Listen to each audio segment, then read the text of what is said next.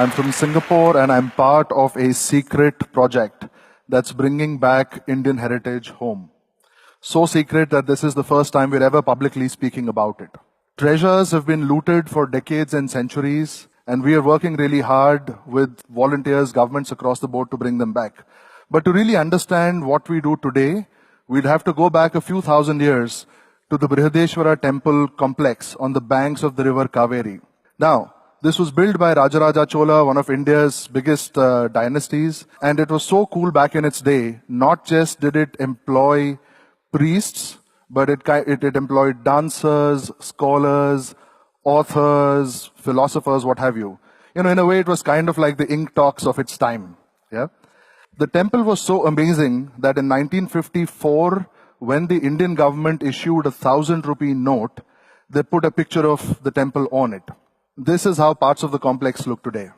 The gods lay in ruins, and dogs walk around where people like you and me should. But why did this happen? The reason is really simple. The Nataraja, the main deity from the Garbhagriha or the Sanctum Sanctorium, was stolen and smuggled out of India a few years back.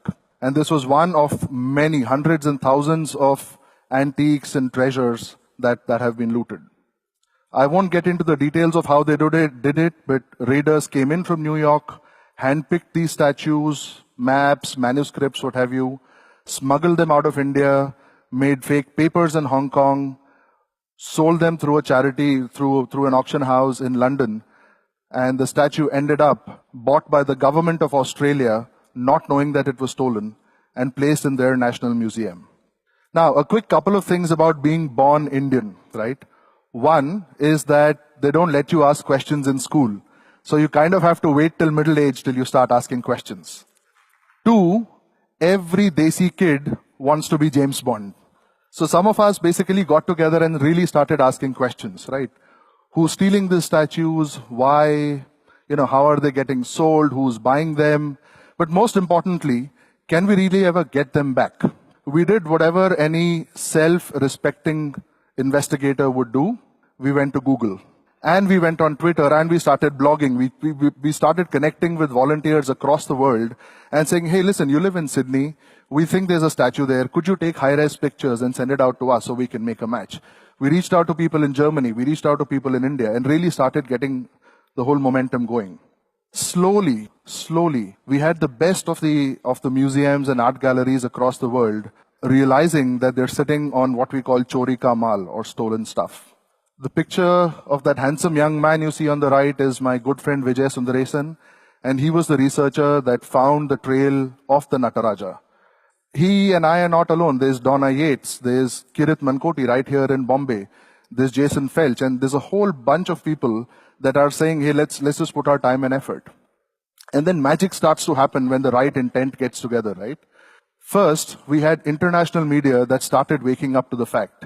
You know, Sunday Times and The Guardian and, you know, New York Times and what have you. Everyone started talking about it and started pressurizing their own governments. Now, everything was working well.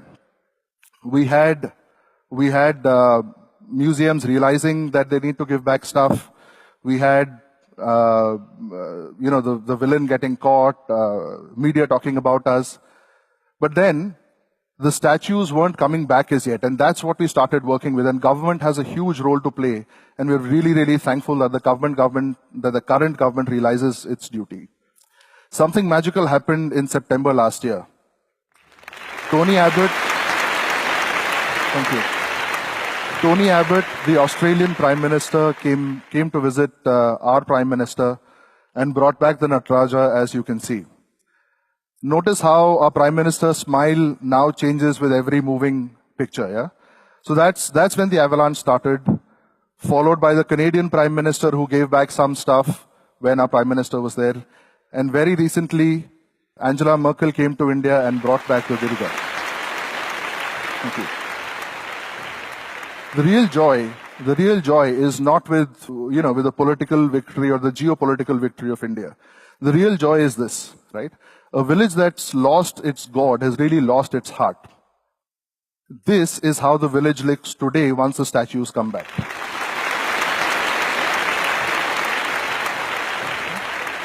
Now, This is just a drop. Where are we now? 200 plus statues. There's 70,000 that are out there. We don't know when we'll get them, when we'll not. With help, we will. And it's not just a volume game, just in terms of value. Here is one raid made in New York on one art dealer, and they got $100 million worth of antiques.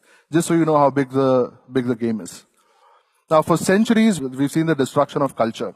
The Nazis did it to Jewish art. There are religious wars taking place all over the world.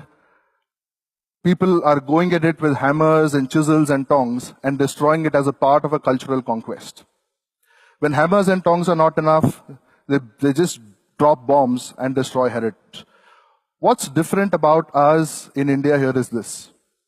We're not losing our heritage to either terrorists or to conquerors. We're losing it to our own people who are doing it for plain, simple greed, nothing else. The question you all have to ask yourself today is, are you willing to just sit by and let this happen? Thank you.